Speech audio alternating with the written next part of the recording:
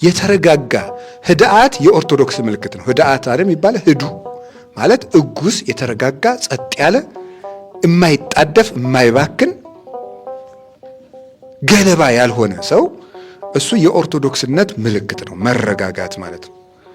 ቸኩለን እንደው እሱን ነው ልላችሁ የፈለገው። የነቢያት ትዕግስታቸው ይሄ ነው። ያ ትዕግስት በጣም ቀላል አይደለም። እንደው እኛም እንደው ስጋችን የምንሸከምበትን ትዕግስት ይስጠን መድኃኔዓለም። ሁለተኛው የነቢያት ትዕግስታቸው ምንድን ነው? አንደኛው ይሄ አሁን ያልኳችሁ ነው። ለሚፈልጉት ነገር አለመቸኮል። ሁለተኛው ተስፋቸው ነው። ተስፋን አለመቁረጣቸው ነው። ይሄ ፍጹም ትዕግስት ይባላል። ምንድን ነው የሚለው ቅዱስ ጳውሎስ? መከራ ትዕግስትን፣ ትዕግስት ደግሞ ተስፋን ያመጣል ይላል። መከራ ምንድን ነው የሚያመጣው? ትዕግስትን። ሮሜ ምዕራፍ 8 ላይ መከራ ትዕግስትን፣ ትዕግስት ደግሞ ምንን ያመጣል? ተስፋን። ተስፋስ እያስተሐፍር፣ ተስፋ ደግሞ ምን አይልም አለ? አያሳፍርም አለ። ስለዚህ ትዕግስት የመከራ ልጅ ናት፣ ተስፋ ደግሞ የትዕግስት ልጅ ናት። የምትወለደው ከትዕግስት ነው ተስፋ።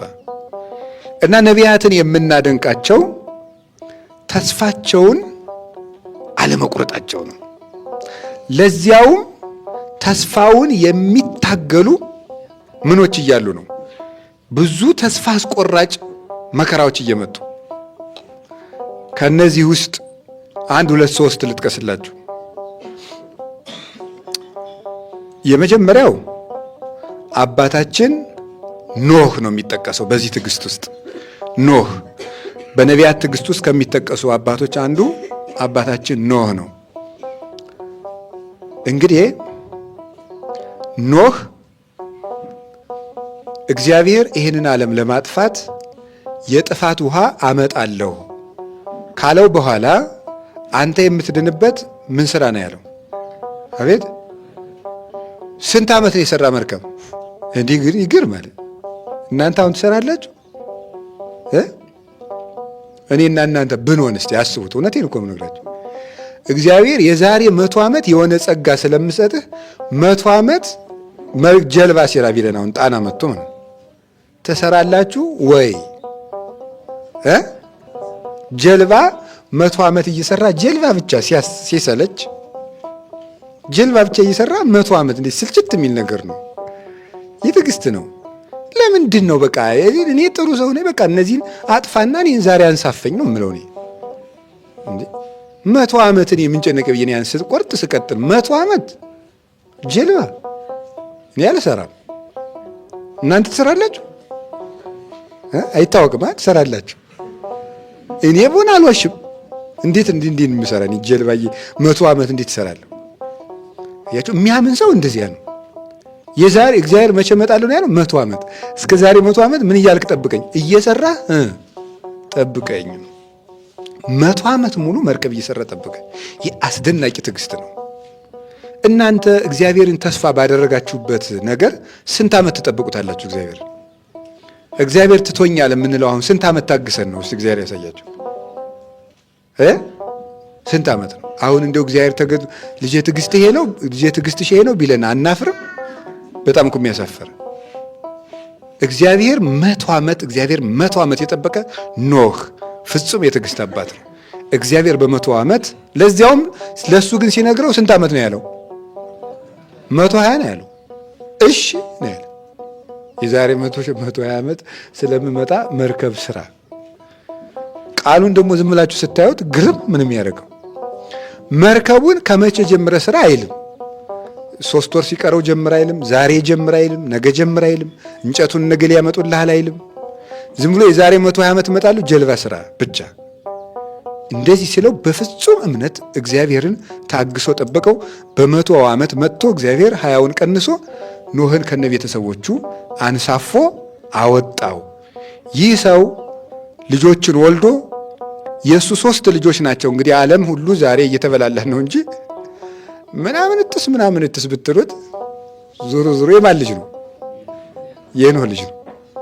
እኮ ሰው እኮ ግርም ምን የሚያደርገው እኔ ጀግናው ምን ትስ ጀግናው እንትን ቢል ዞሮ ዞሮ የኖህ ልጅ ነህ፣ ሌላ ነገር የለውም። ኖህ ሴምን ያፌትን ካምን ወልዷል። እነዚህ ኤዥያውያን የሴም ልጆች ናቸው። አውሮፓውያን ደግሞ የያፌት ልጆች ናቸው። አፍሪካውያን ደግሞ የካም ልጆች ናቸው። ስለዚህ በሌላ ጊዜ የተቀላቅለው ሊሆን ይችላል። ሁሉም የአንድ ሰው ልጅ ነው።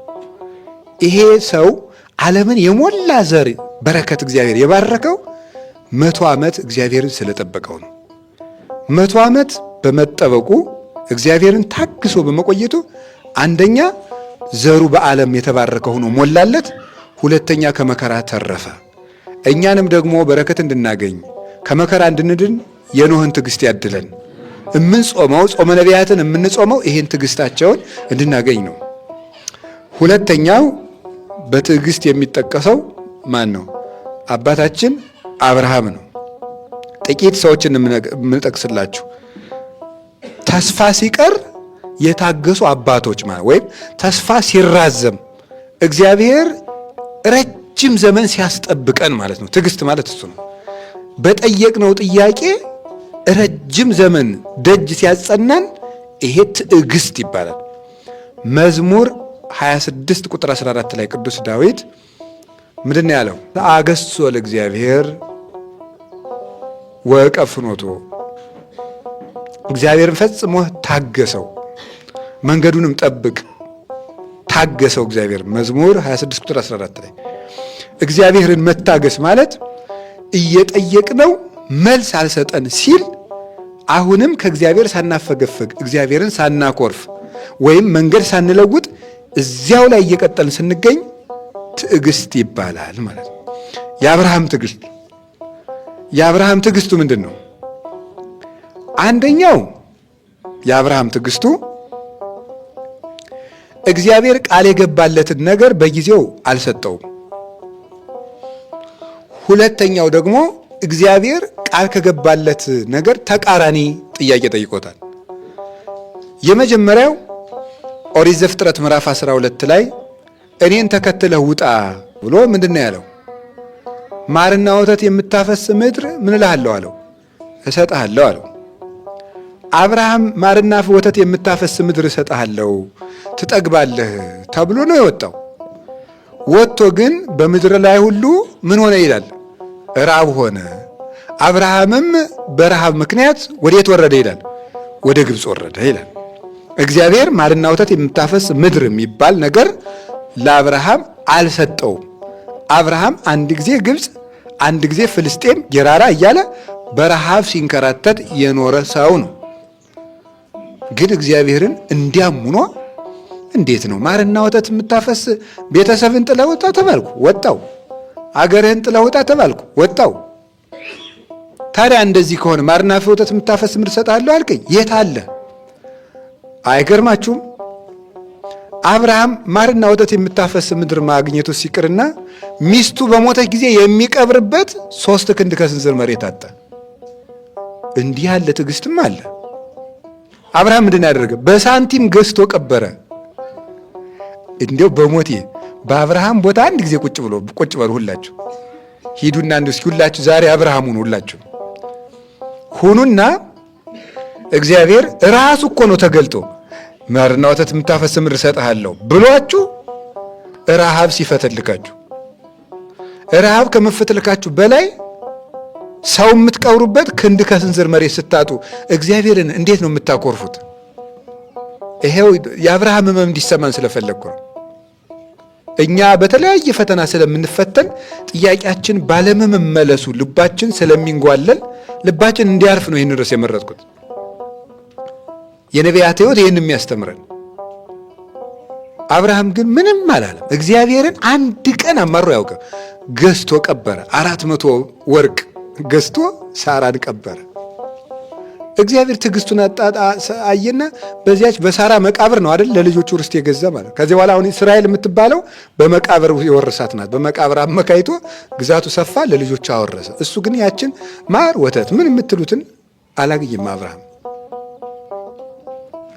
ከዚያስ ምን ብሎታል? በዘርህ የምድር አሕዛብ ሁሉ ምን ይባላል? ምን ይብሉላሉ ብሎታል? ይባረካሉ ብሎታል። በዘርህ የምድር አሕዛብ ሁሉ ይባረካሉ አለውና ዘር ሳይሰጠው ስንት ዓመት ቆየ? 100 ዓመት። በዘርህ የምድር ዳርቻ ሁሉ ይባረካል እና ሰዘሩ የት አለ? የለም። በሰማይ ነው የምወልድ እንዲህ አላለም አብርሃም። በትዕግስቱ ዝም ጭራሽ እሳ ደግሞ እንግዳ እየተቀበለ የእግዚአብሔርን ስም እያከበረ ሲኖር እንዳይበላ ደግሞ እንግዳ ቅልጥ ብሎ ቀረበት። 3 ቀን ራበው። የኤልያስና የአብርሃም የረሃብ ትዕግስት ድንቅ የሚያደርግ ነው። አብርሃም ምግብ ጦሙን 3 ቀን እንግዳ ሳይመጣ ቁጭ ሳይበላ በ3ኛው ቀን በ100ኛው ዓመት የአብርሃም የትዕግስቱ ዋጋ እግዚአብሔር ወደ ማን ቤት መጣለት?